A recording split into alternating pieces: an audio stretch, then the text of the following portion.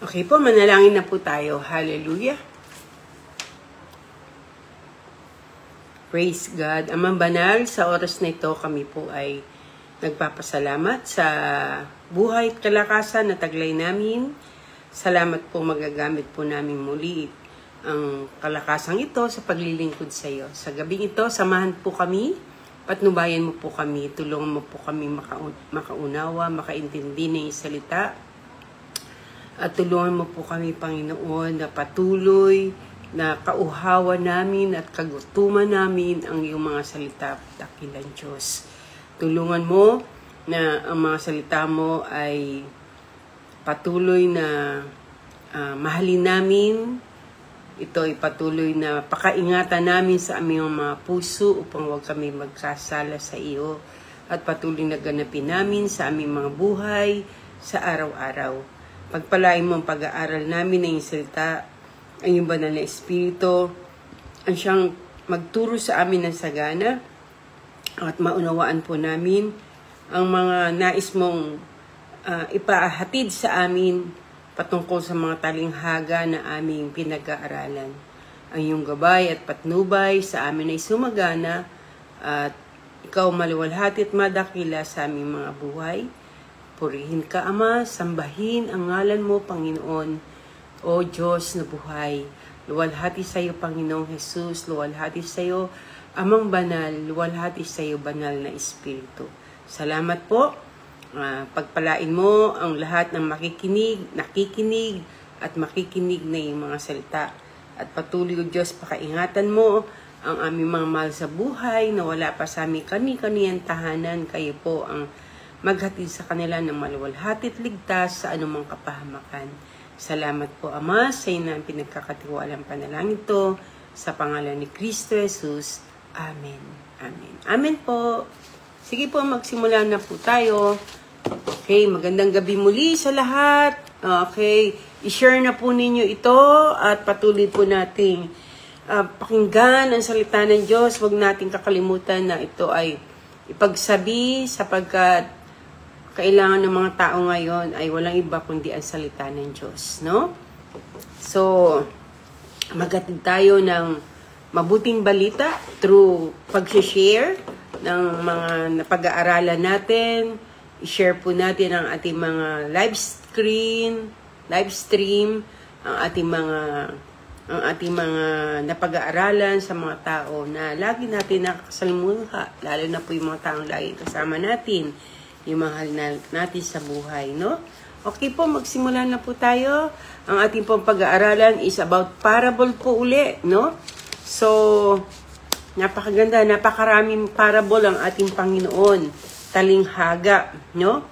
So, salamat sa Diyos, ito po ay hinide niya yung mga true meaning nito sa mga tao na ayaw talagang kumilala sa Kanya, datapwat sa atin na nagnanais na makilala siya ng lubusan at maintindihan ng mabuti ang kanyang salita, ipinahayag sa atin ng Panginoon ang kaunawaan patungkol sa kanyang mga salita. So, sa gabi ito, the parable of the unjust steward.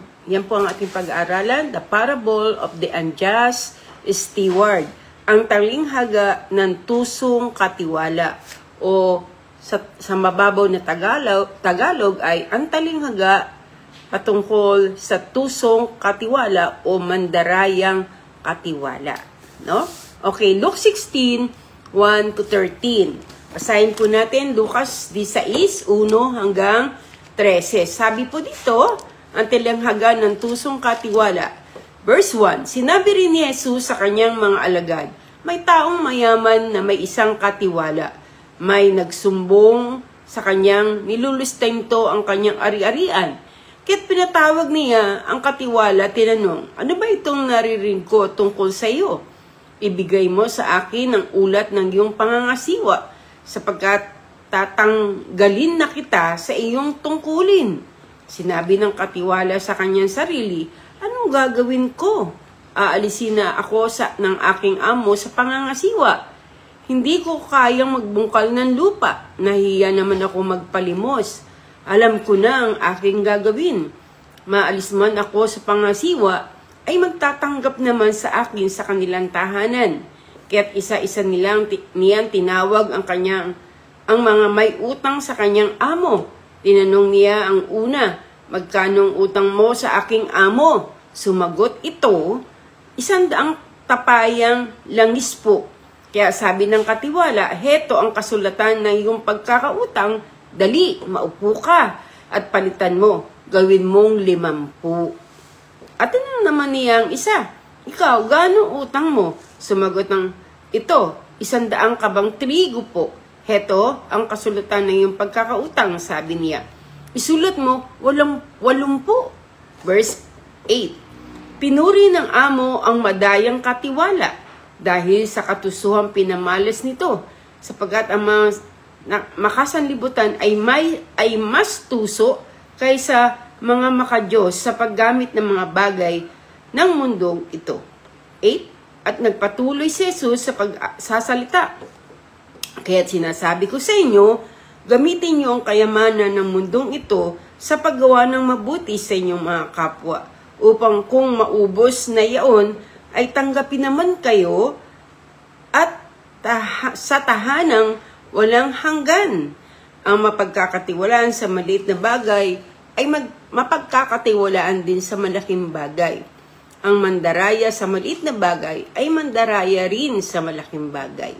Kaya kung hindi kayo mapagkakatiwalaan sa mga kayamanan ng mundong ito, sino magtitiwala sa inyo sa tunay na kayamanan? At kung hindi kayo mapagkakatiwalaan sa kayamanan ng iba, sino ang magbibigay sa inyo ng talagang para sa inyo? Walang aliping maaaring maglingkod sa dalawang Panginoon, sapagkat kamuhuan niya ang isa at ibigin ang ikalawa. Paglilingkuran ng tapat ang isa at hamakin ang ikalawa. Hindi kayo maaaring maglingkod sa Diyos at sa kayamanan. Okay. So, ang talinghagang ito ay sinaysay ng ating Panginoon Hesus pagkatapos niyang magsabi ng maraming talinghaga. So, marami pong nauna diyang mga talinghaga. Talinghaga patungkol sa 2 anak, parable of the 2 sons, yung nawawala at natagpo ang salaping pilak, nawawala at natagpo ang tupa, lost sheep, asin na walang alat, So, ang talinghaga ng malaking handaan, no? So, napakadaming mga talinghaga na nauna diyan, no? So, sa gabing ito naman ang ating pag-aaralan, talinghaga patungkol sa tusong katiwala o mandarayang katiwala, the parable of the unjust steward, no? Sabi po diyan sa verse 1, may sinaysay ni Jesus ang isang talinghaga. So, ito ay hindi tunay na nangyari, pero ito ay isang kwento na may lesson na binibigay ang ating Panginoon. Sabi niya sa verse 1, may taong mayaman na may isang katiwala. So, alam natin yung mga mayayaman, may mga katiwala po yan. Dahil sa sobrang yaman na nila at sa napakaraming yaman nila, hindi na nila mapamahala ang mabuti ang kanilang yaman. Kaya kumukuha sila ng manager o ang tawag po doon ay financial consultant, yan, no? O yan ay katiwala, no? Na pinagkatiwalaan nila ng kanilang kayamanan. So, itong mayamang ito ay napakayaman marahil, kaya yung kanyang pera hindi na niya mamanage, kaya humanap siya ng isang manager o katiwala upang hawakan ang kanyang maraming kayamanan. Subalit, ang may-ari o yung tinatawag na mayamang tao na ito ay may nakarating sa kanyang hindi magandang report o hindi magandang ulat patungkol sa kanyang katiwala. May sumbong na inilagay may sumbong sa kanyang manager, may sumbong na sinabi yung may mga nagsumbong sa may-ari ng kayamanan patungkol sa kanyang katiwala na nilulustay nito ang kanyang kayamanan, no? Kaya ang ginawa ng may-ari o mayaman taong ito ay pinatawag niya ang kanyang manager o yung kanyang financial consultant, no? Sabi niya, ano ba itong naririnig ko tungkol sa iyo? Kaya ang sabi, bakit may naririnig ako na nilulustay mo yung aking kayamanan, no? So maybe itong manager na ito ay inabuse niya ang kanyang authority dahil pinagkatiwalaan siya ng kanyang kayamanan. Marahil ginagastos niya ito sa mga bagay na hindi maganda. Marahil ay masyado siyang maluho, no? Na hindi naman pera niya pero ginagastos, no? Kanyang malabis na winawaldas ang pera ng kanyang ng kanyang amo, no? So, kaya nga sabi sa kanya ng kanyang amo, ibigay mo sa akin ang ulat ng iyong pangangasiwa sapagkat tatanggalin na kita sa iyong tungkulin. Wow, napaka hindi magandang report ang natanggap niya dahil marahil na patunayan ng may-ari o ng lalaking mayaman na ito na totoo yung mga report doon sa kanyang katiwala. O marahil ay napatunayan niya na nagsasabi ng totoo yung mga sumbong na nililustay ng kanyang katiwala ang kanyang pera, no? Kaya ang sabi niya, magbigay ka sa akin ng ulat at patungkol sa pangangasiwa mo at tatanggalin na kita sa iyong tungkulin. At sinabi ng katiwala sa kanyang sarili, sinabi niya sa kanyang sarili nung manager, anong gagawin ko? No? Alisin na ako ng aking amo sa pangangasiwa. Hindi ko naman kaya magbungkal. Sabi niya, hindi ko kaya magbungkal ng lupa. Nahihiya naman ako magpalimos. Yun po ang sabi ng manager. So, dahil hindi na siya sanay na maghirap, dahil naranasan niya, dahil siya ay ginawang katiwala na isang mayamang lalaki, nasanay na siya sa buhay mayaman, o nasanay na siya sa buhay na masarap, gano'n, no? Na samantalang ginagastos naman niya ay hindi niya pera, kundi pera ng kanyang amo, no? So, kaya parang kaya ang nangyari, tong katiwalang ito ay parang nanggamba siya na ano gagawin niya. Hindi niya alam kung ano yung gagawin niya dahil wala siyang alam na ibang trabaho, na mahirap na trabaho. Di daw siya pwedeng mamalimos, di naman daw siya pwedeng hindi naman siya pwedeng magbungkal dahil white collar job siguro yung trabaho niya, no? So, hindi niya kaya yung mga ganung uri ng trabaho. So, may pinapakita ditong lesson patungkol dito sa bagay na ito na dapat bilang ikaw ay isang katiwala, pinagkatiwalaan ka ng ibang tao, pinagkatiwalaan ka na yung amo, pinagkatiwalaan ka na yung boss, no? Dapat napakalaga dito yung hindi tayo makipag-compromise sa integrity natin, sa integridad natin. Napakahalaga pa rin po ng integrity, no? Napakahalaga pa rin po yung pagiging matapat, no? O so, kapag nakipag-compromise, alam po natin na kapag nakipag-compromise tayo, na-compromise natin yung integrity natin, mako-compromise din po yung future natin, yung ating kinabukasan. Kagaya po ng mga nababalitaan natin ngayon, ng mga ini-interview, tinatanong, kinakasuhan sa Senado, nakukulong, nadidemanda, no? Tinatanong sa Senado, saan mo dinala yung ganito? Bakit ano nangyari dito? Ba't na ganito nangyari sa budget? Bakit ganito? No? So, dahil sa kinompromise nila, yung integrity nila, so ano nangyari? Na-compromise din yung future nila. Kaya yung iba nakulong, yung iba na demanda, yung iba nalagay sa kahiyan na, ay, yung pala, siya pala, yung senador na ito, ano pala, magnanakaw, corrupt din pala. Yan. So, napakahalaga ng integrity natin. Kaya nga, napakaganda po na bilang tayo ay namamasukan o pinagkatiwalaan ng yaman, pinagkatiwalaan ng malaking trabaho, dapat maging tapat tayo sa ating una sa Diyos at pangalawa, maging tapat din tayo sa amo natin, sa mga pinagtatrabahuhan natin, no? So, ano sinabi ng katiwala? Nakapag-isip-isip siya. At sinabi niya sa verse 3, anong gagawin ko? Aalisin ako ng aking amo sa pangangasiwa. So, problema niya, hindi ko kaya magbungkal. Pangalawa, hindi ko kaya mamalimos. Kaya sa verse 4, nag-isip-isip siya, nakapag-isip siya ng paraan. Sabi niya sa verse 4, alam ko na ang aking gagawin. No? So, dito, makikita po natin dito, yung sinabi ng kanyang amo na siya aalisin sa pangasiwa, binibigyan na siya ng konting panahon. No? A little bit of time, konting panahon para ayusin yung kanyang report, no? Ayusin mo yung mga reporting mo, no? Binibigyan siya ng konting panahon, meron na lang siyang konting oportunidad at meron na lang siyang konting authority para ma-secure niya yung kanyang future.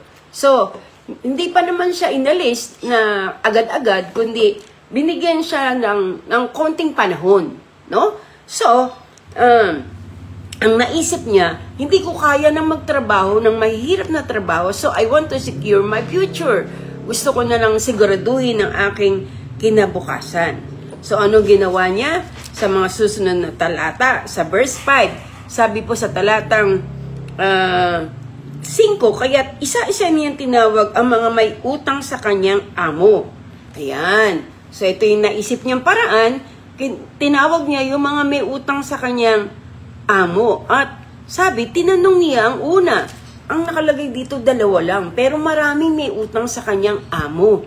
Pero 2 lang ang nasulat. Pero sabi, tinanong niya ang una, magkano utang mo sa aking amo? At sumagot naman yung may utang. Nan sabi niya, 100 tapayang langis po. Kaya sabi ng katiwala, heto ang kasulutan.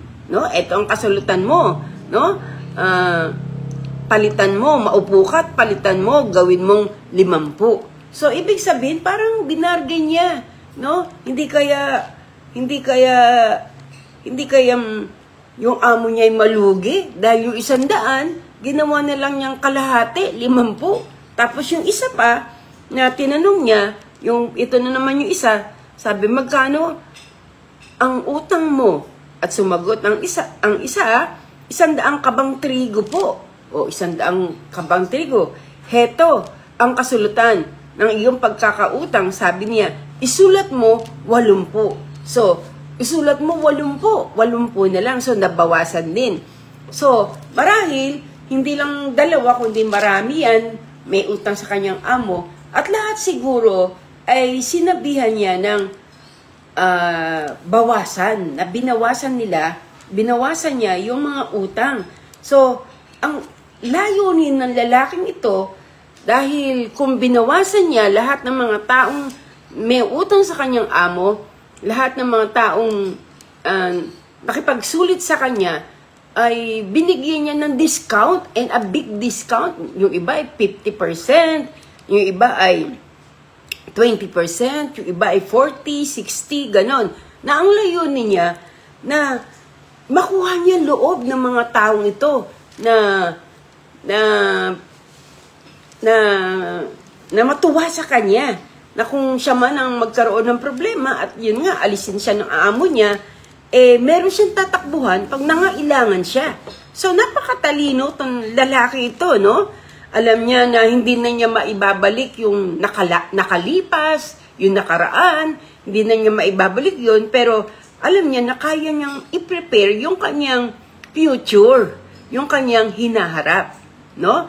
So, mamangha tayo, magugulat tayo, kasi sa verse 8, imbis na kagalitan siya ng kanyang amo at pagsalitaan siya ng masasakit at masasamang salita dahil sa ginawa niyang pandaraya o pagbabawas, no, ng kanilang utang, ay pinuri pa siya, no? Sabi sa verse 8, ito po ang sinasabi sa verse 8, pinuri ng amo ang madayang katiwala dahil sa katuswang pinamalis nito, sapagkat ang mga makasanlibutan ay mas tuso kaysa makadiyos sa paggamit ng mga bagay sa mundong ito. No? Now, let's analyze, tingnan po natin kung anong dahilan, ba't pinuri pa siya nung kanyang amo. No? Hindi nagsisinungaling ang Biblia. No? Malinaw na sinabi dito sa Biblia na pinuri ng amo ang madayang katiwala dahil sa katusuhang pinamalas nito, sapagkat ang mga makasanlibutan ay mas tuso kaysa makadiyos sa paggamit ng mga bagay ng mundong ito. Alam natin, lahat ng mga bagay na nasa mundong ito ay galing sa Diyos. Lahat ng resources natin, katalinuhan, pera, ari-arian, trabaho, negosyo, lahat po yan ay galing sa ating Panginoon. Walang sa atin na hindi natin tinanggap. Lahat ng bagay na nakikita ng ating mga mata, lahat ng bagay na nasa atin, nasa loob ng bahay natin, lahat ng bagay na tinatangkilik natin, yan po ay galing sa Diyos. Pero ang sabi po sa verse 8, kaya pinuri ng amo ang kanyang katiwala dahil sa katusuhan, dahil ang sabi, ang mga taga-sanlibutan, yung mga world, nasa sanlibutan, yung mga makasalanan daw, ay mas tuso kaysa sa mga makadiyos. No?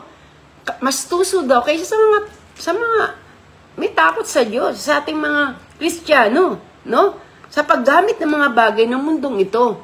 So, para bang nire-recommend ng Diyos na hindi naman na tayo ay mandaya, kundi ang sinasabi ng Panginoon na dapat maging matalino tayo sa paggamit ng mga resources na pinagkaloob sa atin ng ating Panginoon. Ano ang sabi sa verse 9? No? Ang sabi sa talatang 9, ang sabi po dito ay ito. At nagpatuloy si Jesus, hindi na po ito talinghaga, ito po ay si Jesu Kristo na nagsabi. Nagpatuloy si Jesus sa pagsasalita. Kaya't sinabi ko sa inyo, gamitin ninyo ang kayamanan ng mundong ito sa paggawa ng mabuti.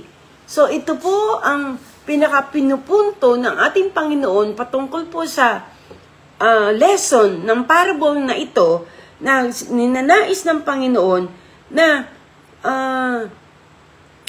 yung gamitin natin ang kayamanan ng mundong ito sa paggawa ng mabuti sa inyong kapwa upang kumubos na iyon ay tatanggapin naman ninyo ang tahanang walang hanggan. Ang kayamanang nauukol sa langit. Yung kayamanan na from heaven, no? Galing sa langit, no? Sabi, ito ang gusto ng Panginoon, kung magkaroon tayo ng kayamanan, itong pinupunto dito, na tayo ay maging mabuting katiwala, no? Na gamitin natin yung mga kayamanan na pinagkalob sa atin, yung mga resources na binigay sa atin ng Panginoon, na nandito sa mundong ito para sa paggawa ng mabuti sa ating kapwa. No? Ito po, gamitin ang kayamanan sa mabuti. No? Kasi, may mga tao na talagang hindi nila alam na tandaan po natin ang kayamanan, ang pera, money will fail us. Naniniwala ko for sure na ito ay mape-fail tayo ng mga kayamanang ito. Bakit? Minsan, di ba, kahit yung mga tao maraming pera, pero hindi sila mapagaling ng kanilang pera. Di ba? Yung mga may cancer, mga malalang sakit, kahit marami na po silang pera, hindi pa rin po sila mapagaling ng kanilang kayamanan. May mga tao na hindi makatulog, kahit naka-aircon na sila, kahit napakalambot na ng kutson na hinihiga nila, pero hindi pa rin sila makatulog. Diba? Ibig sabihin, hindi lahat ay kayang ipagkalob ng kayamanan na nasa atin, no? Yung mga nakabili ng ganitong kagandang sasakyan, kagarang sasakyan, nakabili ng napakalalaki at napakagandang house and lot, no? Ito yung tinatawag na unrighteous wealth, no? yung mga kayamanang hindi madadala sa langit, no? Minsan napipil tayo nito. Minsan may mga tao na sa sobrang yaman na nila, hindi na nila kilala ang kanilang kapwa. Sa sobrang yaman nila, hindi na sila nananalangin sa Diyos. Hindi na sila humingi ng kailangan nila sa Panginoon, no?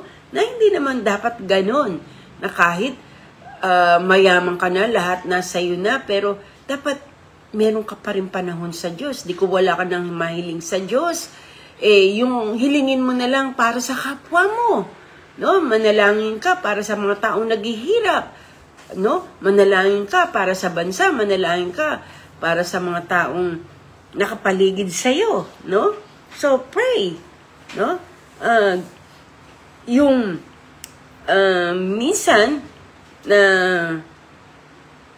may mga tao na kahit marami na silang pera, hindi naman nila ginagamit sa mga mabuting bagay, no? Hindi sila nagiging masaya, no? Mas masaya po na kung meron kang kayamanan, pinagkatiwalaan ka ng Diyos, i-share natin sa iba, no? May mga tao na namatay ng maaga, kahit mayaman sila, pero hindi sila masaya. Kasi puris pakabig, mayaman na nga, nag-aasam pa ng mas marami pang yaman, no? Maraming mayaman pero wala naman silang magandang marriage. Magkahiwalay sila mag-asawa, nagdiborsyo o nagpaanal, no? Ingrande pa naman ng kasal pero nauwi rin sa hiwalayan, no? Mayaman ka nga pero may anak ka man adik na hindi nagmamahal sa'yo, no? So, minsan may mga tao na sobrang yaman, nawo-worship na nila yung kayamanan na, o yung mga resources na nandito sa mundong ito. Kaya nga tandaan po natin, lahat ng bagay na binigay sa atin ng Diyos, ibalik naman natin sa Panginoon, no? Maging mabuti tayong katiwala na gamitin natin yung mga kayamanang ito para makapagbigay ng glory to God, ng kalwatian sa ating Panginoon, no? So, yan po yung pinupunto sa parable na yan, no? Na maging mabuti tayong katiwala kung ang tayo ay pinagkatiwalaan ng ating Panginoon, no? Okay, so, tatlong bagay na gusto ko sa inyong i-share about money. Number one, ito po, ang pera po o ang kayamanan, it can be a tool or for preparation for eternal life. Ito po ay isang bagay na naghahanda sa atin para sa ating eternal dwelling, sa ating pupuntahan sa ikalawang buhay po natin, no? So, ibig sabihin, dapat naghahanda rin po tayo. Tiyakin po natin na tayo po ay maganda at mabuting katiwala, no? Kung merong tayong binigyan ng Diyos ng kayamanan, binigyan ka ng Diyos ng biyaya, mga pagpapala, no? Makipagkaibigan ka sa maraming tao. Na kaya ka nakikipagkaibigan sa kanila dahil gusto mo ang mga tao ito, i-lead sila para kay Kristo. Pwede nating maggamit ang kayamanan na binigay sa atin ng Diyos para ihatid ang mga tao para sa Panginoon, para sa pagwawagi ng mga kaluluwa, no? Pwede po ninyong may kakilala ka, kaibigan ka, libre po ninyo, kumain kayo sa labas, tapos mag-sharing kayo patungkol po sa Panginoon na hanggat hindi po siya naikukumbinsi sa iyong gustong ipahiwatig sa Kanya na tanggapin niya si Kristo Jesus, hindi ka tumitigil na kahit gumastos ka man sa lapi para lagi siyang ilibre sa Starbucks o sa mamahaling kainan. Mahalaga ay yung mailapit mo yung mga kaluluwang ito sa Panginoon. Nako, napakasarap yumaman pagka gano'n, no? Na yung mga tao maakay mo sa ating Panginoong Hesukristo, no?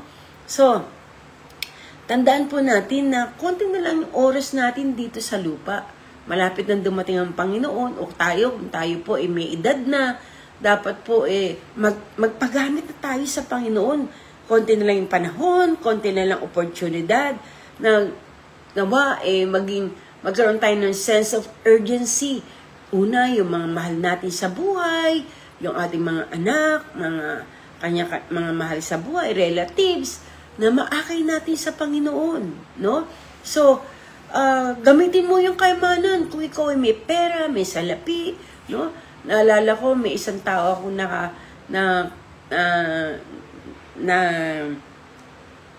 narinig yung kanyang patotoo na bago siya mamatay, winidraw niya lahat yung kanyang pera, no? Hindi naman masyadong marami, senior citizen na siya, no? Mahigit na siyang senior, mga 60 plus o magsa-70, lahat ng pera niya sa bangko, ini-withdraw niya. Pero yung pera na yun, inalaan niya para sa gawain ng Panginoon, no? Para sa pagwawagi ng mga kaluluwa, no? So, yun ang tinatawag na nag-iimpok ng kayamanan doon sa langit. Napakagandang katiwala ng Diyos.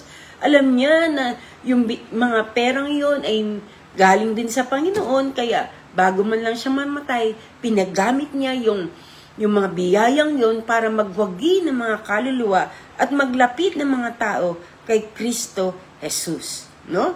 So, invest for the kingdom of God. Itong kinakailangan kung tayo po ay may kakayanan naman na gamitin yung mga salaping ito para po makapagwagi tayo pa ng mas maraming kaluluwa, gamitin po natin. Tama po, no? So, be generous, no? Maging generous tayo sa iba para sila'y mabuhay to eternity, para sila'y makasama natin sa buhay na walang hanggan, no? So, tandaan po natin na pwede nating gamitin yung mga resources na pinagkatiwala sa atin ng Diyos, yung mga kayamanan na binigay sa atin ng Diyos para maglapit ng mga kaluluwa. Pangalawa, na dapat po natin matutunan, ito po ay test of priority natin. Yung mga kayamanan na to, tayo tinetest ng Diyos kung gaano tayo kabuting katiwala, no? Tinetest tayo ng Lord kung sino talaga ang priority natin, no? Ano nga ba priority natin pagka may concert na ganito, kung magastos ka ng libo-libo, o kaya pag magta-travel ka sa ibang bansa, gumagastos ka ng ilang libo, pero pagka darating na yung tithes and offering box o tithes and offering bag sa harapan mo, bigat na bigat kang maghulog ng 100, no? So what is your priority? Tinetesting lang tayo ng Panginoon kung ano yung priority natin, no? Sabi sa Luke 16:10, sabi sa verse 10, ang mapagkakatiwalaan sa maliit na bagay ay mapagkakatiwalaan sa malaking bagay. Ang mandaraya sa maliit na bagay ay mandaraya rin sa malaking bagay. Kaya kung hindi kayo mapagkakatiwalaan sa kayamanan ng mundong ito, sino mapagkakatiwala sa inyo sa tunay na kayamanan? Yung tunay na kayamanan tinutukoy dito ay kayamanan doon sa taas. Kung tayo dito sa lupa hindi tayo mapagkatiwalaan, paano tayo pagkakatiwalaan doon sa langit? No? So, kung tayo hindi mapagkatiwalaan sa maliit na bagay, paano tayo mapagkakatiwalaan sa malaking bagay? No? So, ang kinakailangan makapasa tayo dito sa pagsubok na ito, kinakailangan i-honor natin ang Lord sa pamagitan ng mga blessing, sa pamagitan ng mga biyaya at pagpapala na pinagkakalob niya sa ating buhay, sa pamagitan ng pagbibigay ng ating tithes and offering, sa gawain ng Panginoon. Tandaan po natin, pag nagbigay tayo ng tithes, hindi pagbibigayan, kundi nagbabayad lang tayo. Dahil ang tithes is 10% of our income, no? Pag nagbigay ka ng iyong tithes, hindi ka nagbibigay niyan. Pag naghulog ka ng tithes mo, hindi ka nagbibigay. Kundi yun ay, nagbabayad ka lang. Kasi talagang dapat natin yung pagkaloob, yung 10% para sa Diyos. Pero, kung tayo po ay nagtatites at nagbibigay din ng ating offering, yun po, yung pinakakumpleto, no? So, sabi nga, honor God i-honor natin ang Lord sa pamagitan ng mga inaani natin. Tuwing seldo, tuwing meron tayong pera, umaani tayo. So, magbigay tayo sa ating Panginoon. Na ibigay natin yung para sa Diyos. No? Kahit ang ating Panginoon man, nung nasa lupa siya, nagbigay siya ng kanyang tithes. Nagbigay siya ng kanyang offering. No? So, sabi sa Psalm 24 verse 1, God owns everything. Sa tunay man, alam niyo po ba na lahat ng ito ay sa Panginoon din. Lahat, pati sweldo natin, pati yung tinatanggap natin, buwan-buwan, galing din po sa Diyos yan eh. Kaya nga, hindi tayo dapat maging sakim na hindi tayo magkaloob sa Kanya. Dahil sa Kanya din yan galing. Dapat natin, ibinibigay lang natin yung para sa Diyos at tayo ay nagkakaloob para sa ibang tao. No? But give first to God and support other na alam natin kailangan din naman nila ng tulong. Sabi sa verse 13, walang alipin maaring maglingkod sa dalawang Panginoon sapagkat kamuhian niya ang isa at ibigin ang ikalawa. Paglilingkuran tapat ang isa at hamakin ang ikalawa. Hindi kayo maaring magkapaglingkod sa Diyos at sa kayamanan. You cannot serve God and money. No? So, nagtataka ba tayo? Ba't hindi sinabi yan, you cannot serve God and Satan? No? Bakit? You cannot serve God and money at the same time. Why? Bakit po? Sapagkat ang pera ang pinakakalaban ng Diyos sa puso ng tao. No? Yung pag-ibig sa salapi, ito po ang pinakakalaban ng Diyos sa puso ng bawat tao, Kristiyano man o hindi Kristiyano. No? So, kaya nga, dapat huwag po tayong maging sakim, dapat maging mabuti tayong katiwala, no? Huwag niyong isipin na kung ako magbibigay, mawawalan ka. Tapat ang Panginoon na hindi niya papayagan na ang bawat nagiging tapat na magkaloob sa kanyang gawain ay maubusan, no? So, kailangan ang generosity po ay lifestyle natin. Dapat lagi tayong nagkakaloob, no? At yung generosity na ito ay hindi lang seasonal kasi iba generous ako kasi pag may mga bagyo, may kalamidad, numero una ako nagbibigay, no? Hindi seasonal, kundi it must be our lifestyle. Ibig sabihin, lifestyle na natin yung magbigay sa mga tao. Kung meron tayong ibibigay, magbigay tayo, no? Tandaan nyo na yung mga bagay na yan ay galing din naman sa Panginoon. Yung mga mapagbigay, ang sabi sa Bible, binibigyan din. Kung mapagbigay ka, bibigyan ka ng Panginoon. No? Hindi siya naubusan ng biyaya at pagpapala sa iyo. No? Laging ibigin natin ang salita ng Panginoon. Lagi tayo magpagamit sa Diyos sa pamagitan ng generosity. No? Tandaan po natin, ito ay hindi seasonal, kundi it must be our lifestyle na lagi natin ginagawa. Kung meron tayo, magbigay po tayo, no? So, be intentional. Gawin natin tong intentional. Sadyain natin. Hindi sinasadya, kundi sadyain natin yung magbigay, no? Kung meron kang may bibigay, dapat sana may lagi kang barya sa may pera ka lagi sa bulsa para yung maghanap ka ng mga taong bibigyan mo na matutulungan mo. At kung meron kang tutulungan, yung talagang mga taong magpapasalamat sila sa mga tulong ipagkakaloob mo. No? So, be intentional. Yan po ang gusto ng Diyos. Maging mabuti tayong katiwala, tayo pinagkatiwalaan ng Diyos. Dito sa lupa, lahat ng mga bagay na binigay niya, pinagkaloob niya, trabaho, negosyo, pera, talento, lahat po ay pinagkatiwala sa atin ng Diyos. I-share naman natin ito. Ipagkaloob naman natin to sa iba.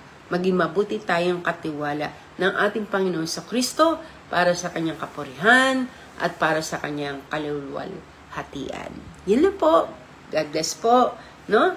Sana naintindihan po natin ang ating talinghaga, the parable of the unjust steward. Manalangin po tayo. Hallelujah.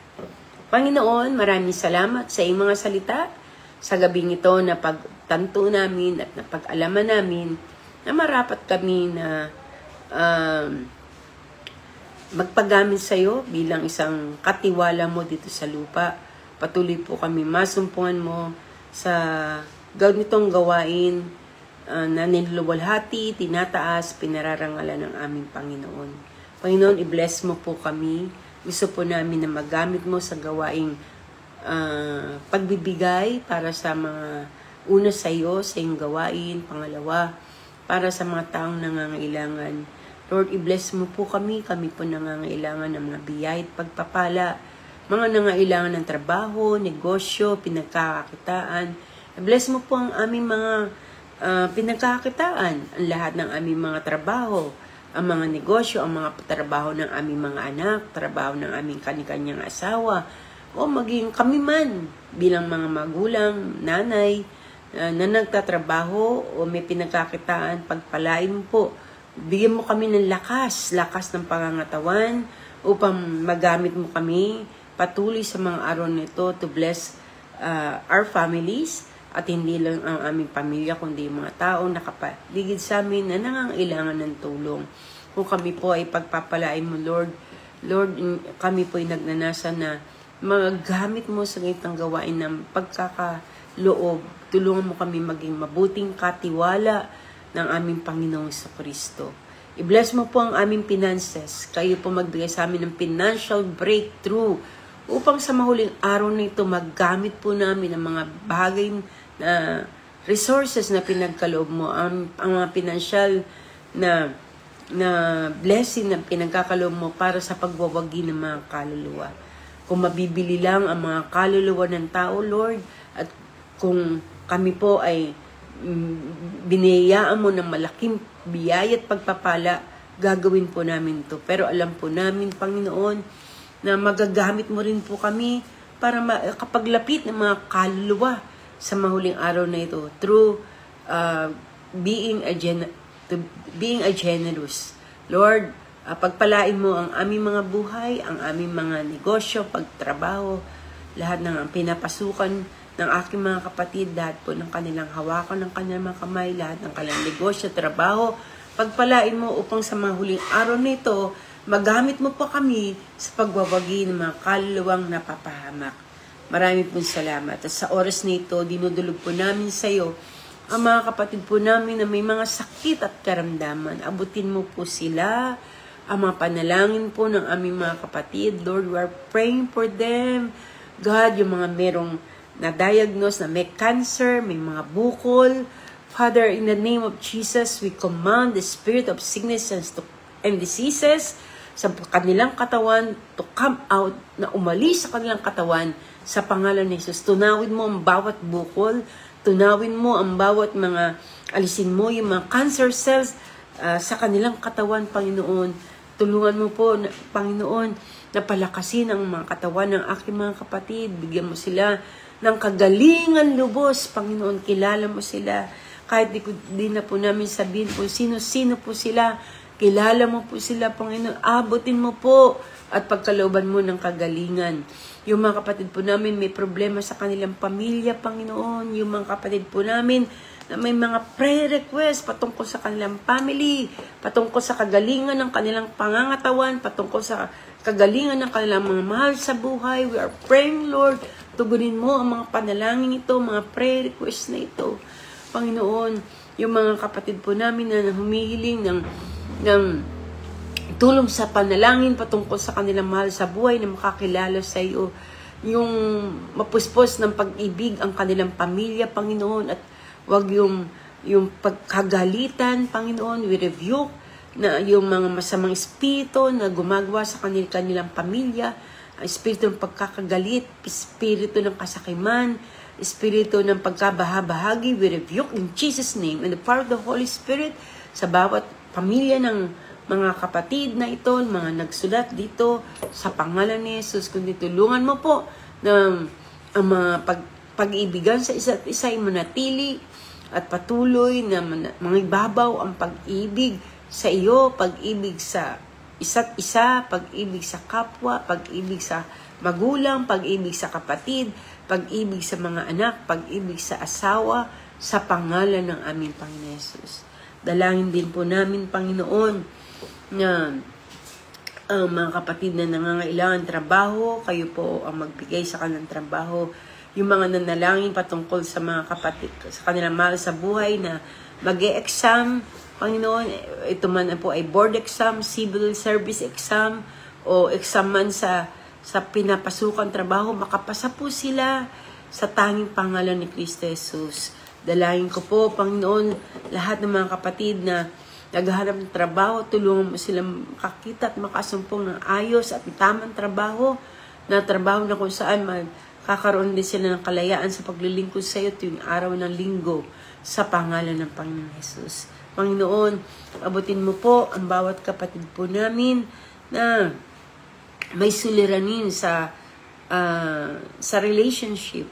Lord, sa oras nito, kayo po magbigay ng tulong sa kanila at lunas at bawat problema ng mga kapatid, magkaroon ng solusyon, bigyan mo sila ng kaginhawan, bigyan mo sila ng katugunan sa bawat problema nila, makita nila yung solusyong hinahanap nila na galing sa iyo, Panginoon. God, huwag mong pababayaan po ang aking mga kapatid, tulungan mo makapagtagumpay sila sa masama, makapagtagumpay sila sa mga tukso, sa kasalanan, sa mga problemang hinaharap nila, makapagtagumpay sila sa mga gawa ng laman, at patuloy na biyayaan sila ng mga biyaya at pagpapala upang patuloy na makapagpala din ng kami sa iba, upang makapag-akay din kami ng mga kaluluwa na papahamak sa pamagitan ng mga biyayang pinagkatiwala mo sa amin.